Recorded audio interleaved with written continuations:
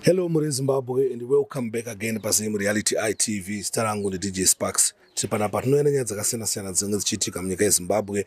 Sekutaura kwanamboita kuti muzora nhasi ndiri kumfakosi kwataavhizitira Prophet MTK kuti mbunzwisise kuti zvii zviri kumboitikawo kuministry kwawo. Saka vandoti pane testimony iri very powerful, a powerful testimony. Saka ndemhuri yandinayo panapa inoti mbunzwa kuti zvakafamba sei. Pane mwana wakashaya, then mwana achibva azoprofitwa achibva anzi ari pakati, but still ana DJ Sparks tiri madoubting Thomas. Tida kuti zvionere tega nekuzvinzwira tega tiri paground tichinzwa waridzi wemwana kuti zvishuwa ndo zvakaitike kana kuti muprofita wangu achingotaurawo hawo but zvisizvo zvakaitika. Saka ndiri mhuri yandinayo panapa ida kuti nditaure nayo then tonzwisa kuti zvakambaitsofamba sei uyezve mwana wakamuwana sei. Makadi zvenyu mama? Ndiri pangu makadiwa. Makadi zvenyu mukuru? Tiripo makasimba iri mukoma. Aiwa tiri nani. Amene mukuru ndikada kunzwawo kuti zvii zvakambofamba sei kuti mwana ashayike chita chanyatsoitika. Mukomana takange takamushaya musi wa11 October last year. Akanga atorwa vachinzi vari kuita zvishuwa ari disabled. Saka akatorwa ne-social welfare vachiti vane program yavari kuda kuita naye. Saka vaenda naye pane vanhu vaifanira kunge vachimonita ikoko. Vakabva vatadza kumonita ndofunga mva angobuda mva atanga kungofamba achiita zvaari kuita sezvo mukomana wacho haanyatsotaura zvakanaka, haanyatsofamba zvakanaka. Saka akabva ashayika musi wa11 October. Ndobva tatangawo kumutsvaga ende tichimutsvaga kudaro takaita masolutions ese ekuti timuwane but taimushaya. Saka takazonzwawo nezvaProphet MTK tikati rega timboendako timbonobvunzirawo nekuti takamboita tambofamba tamboendawo kune mamwe maprofita enguwo chena tichida kumboedza kuti tione kuti tingamuwane here nekuti panguva iyoyo tanga tatoomerwa kushaya kuziva kuti toita sei zvekuti kana ipapo taigona kutosvika kana kun'anga chaiko kuti timuwane. Asi takazoudzwa nezvaProphet MTK vanowanika kumufakosi ndobva taenda kwavari. Vakatipa prophecy yatakabata vakati mukomana munokwanisa kumutsvaga panzvimbo yeBelvedere muchitenderera ikoko. Musi watakaenda kunomutsvaga iwoyo takambonomushaya asi takatiramba tine prophecy yavo iyoyo vatadzokera neikoko. Musi wechitundu ndobva tazonomuwana. Tamuwana ari munzvimbo yeBelvedere paOK Marimba Belvedere. Sekutaura kwavanga vaita iwo Prophet MTK. Saka imi mukama wenyu nemukomana wakamira sei? Ini ndiri mukoma wake, ava ndimai vangu, ndini first born mupamavo.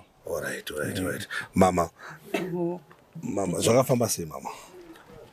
Semataurwa zviri kuitwa kuti mwana akanga atorwa ne-social welfare vachienda kune program yavaenda paPoli, Harare Polytechnic. Saka vakaenda vachinzi vari kuenda vari vana, madzimai ari kusara. Ndobva vanzi vari vapuwa ma-caregivers vanga vari kuenda nawo. Saka I think ma-caregivers havana kuzokwanisa kuti vamonite mwana. Ndobva vatondifonera vachiti hatakuuya nemwana, chiendai munomira panzvimbo pamambosiya mwana. Saka tichisvika paipai vari kuuya vari kutaura kuti mwana hamuna, tazomuona bhazi ratakutoburuka mubhazi kuti vanhu vakutoburuka mubhazi kuti mwana haamu. Saka takatanga kuchitsvaga kuchifona kuPoli kwese ndobva tapuwa akari assistant wachona weku-social welfare aidhila nezvemabhasis nekuti yanga iri Harare yese. Yanga iri program yeyouth yemadisabled yeHarare yese. Ndokuchitanga kutsvaga. Vatanga kutsvaga kwese kunana Epworth kunana Harare yese. Ndobva hanzi mwana haasi kuwanika. Saka takarara usiku hwese, hatina kumborara. Usiku hwese tichitsvaga, tichingodzokera kunotsvaga kuPoli, tichidzoka tichinotsvaga tichishaya. Then makuseni ndobva tamuka takuenda kupolisi bva tichitoisai maposters mutange kutsvaga. Ndobva tatangidza kutsvaga mwana. Sezvo takazoenda ndobva tanzi tiende kuStar-FM. Ndobva tanoisa. Ndobva atoiswa paTV, pama-social media, pama-posters. Saka vanhu vakatanga kungoti vaona vaivai. Vamwe vakati tamuona kuchitungwiza, tichienda kuchitungwiza chinotsvaga. Vamwe vakati taona akatsikwa pana 4th. Taenda tikanotsvaga kumochari takanoshaya. vamwe vakati tamuona kumbare tikanoswera tichitsvaga zvokuti tango semhuri sefamily takatozara panapa zvakaitika kwenguva yakareba sei zvinezvi? mwana akashayikwa for 1 week. For 1 week? Saka takamushaya chiri chitatu ndochatakamushaya. Makazomuwana next chitatu chacho. Saka imi nyaya dzaprofeti makadzinzwawo kupi imini? Inini pane mukomana anonamata kuchechi kwavo. Alright. Ainamata kuchechi kwavo kwatoo kwangu nekuti panguva iyoyo kwai kuri kuchechi kwake. Saka ndiye akatouya. Saka ndakamboitawo madouts. Kati izvi ndambotsvaga ndobva ndakatomboignora ndobva ndatombotanga kuramba ndichienda kunguo chena ikoko tichingodzi tanzi kuchitungwiza taenda tanzi kumanjanji taenda. Saka ndaitongodhauta ndaitatonzi ndiuye iri sandi ndobva ndatodhauta ndikati izvi zvemaprofita izvi taneta nazvo izvi ndobva ndangotanga kungoshora ndikati kuti vangaite zvakadaro ivava ndikati aiwa ndobva ndatokontinya kuenda kwandaienda ndatomboignora. Saka mukomana yakazouya akati dai mambouya mambotraya mambozama zvinhu zviedzwa.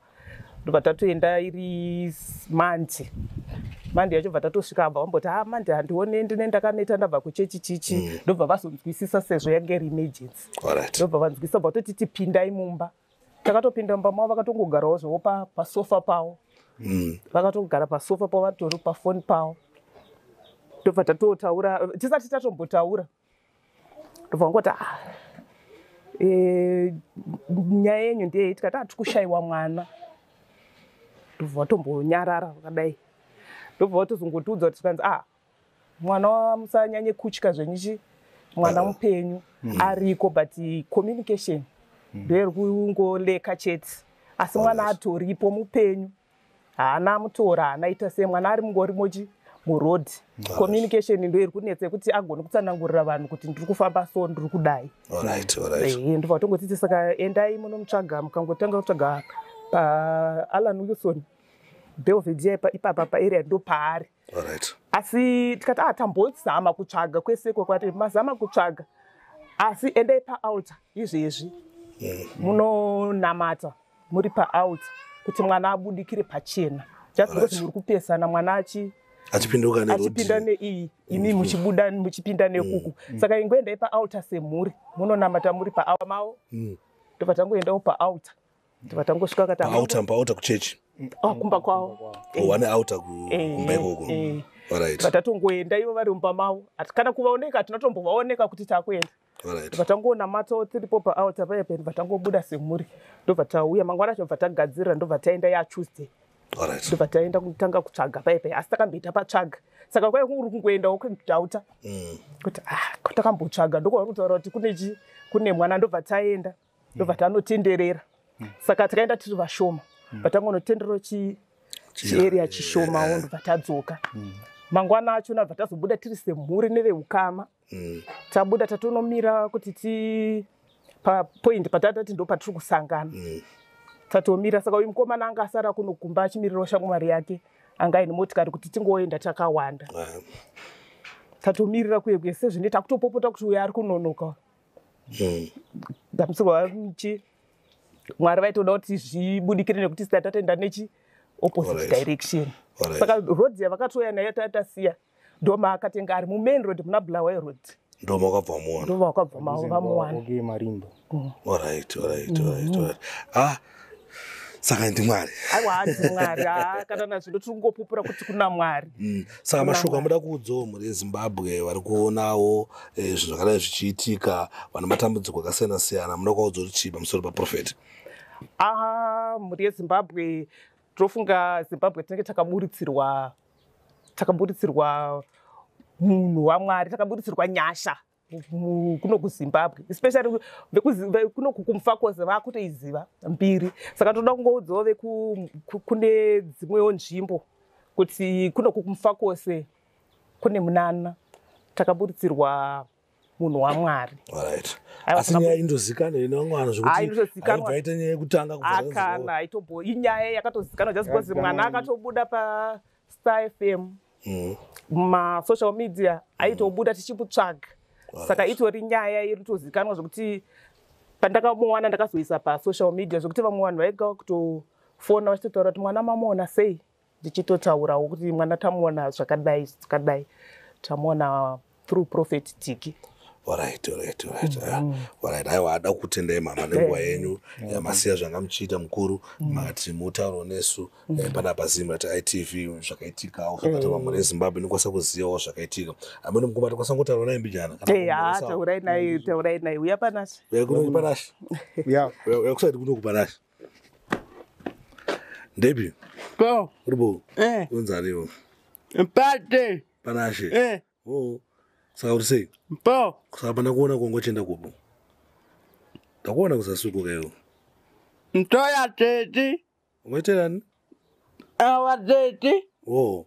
Aiwa iripo ndafara kukuona ndiko. Ini ndonzi DJ Sparks ndiko. Aiwa apo ndiko. Takuzivana ndiko. Wakasangana nemurodi unondimoresa ndiko. Noti chi? DJ Sparks ndiko. Iripo shamwari yanga ndiko. Iripo. Mune Zimbabwe ndakutendai nekuramba muchingosupporta nekuramba muchingoona mavideos edu. Thanks for watching, thanks for supporting Zimu Reality ITV. Kana uchitorera kuYouTube unofanira kuziva tine Facebook page yedu yakanzi DJ Sparks ZW. Kana uchitorera kuFacebook unofanira kuziva tine YouTube channel yedu yakanzi Zimu Reality ITV. Saka unofanira kuti follow mapages edu yese. But before start follow Jesus, please follow Jesus Christ. Saishe na mponesi upenyu wako. Thank you.